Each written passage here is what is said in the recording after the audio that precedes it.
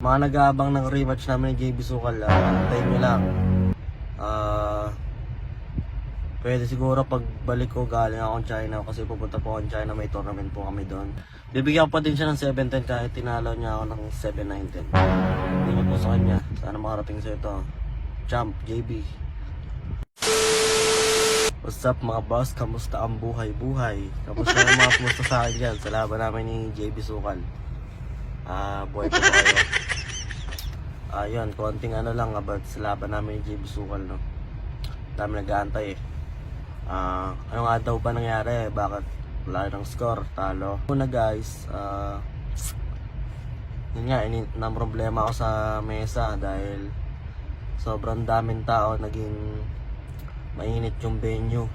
Baliwala yung aircon. So, nangyari sa mesa is sobrang talbog. Ganun po talaga kasi pag sa mainit na lugar yung Mr. Song, matalbog po talaga. Pero pag naka-aircon po siya, maayos po yung gulong, yung matalbog. Hindi po siya matalbog. Alam ko, madami na naman magko-comment yan na reason na yung mga sinasabi ko. Kahit itanong niyo po sa lahat ng player sa Pilipinas, alam po nila yan kung bakit naging matalbog yung mesa. Sakit po talaga ng Mr. Song yan. Mga nagko-comment yan, mga wala pong alam sa bilyar yan. Yan lang guys, thank you. Sa mga nag-aabang ng rematch namin ni JB Sukal, antayin nyo lang.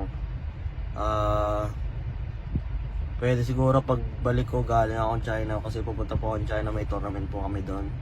Abangan nyo po yan, Team Philippines. Kita-kita po tayo dyan. Sabihin nyo po kay JB, mag-rematch po kami dito sa Manila. Bibigyan ko siya ng 710. Bibigyan ko pa din siya ng 710 kahit tinalo niya ako ng 719. Sabihin nyo po sa kanya, sana makarating sa ito. Champ, JB.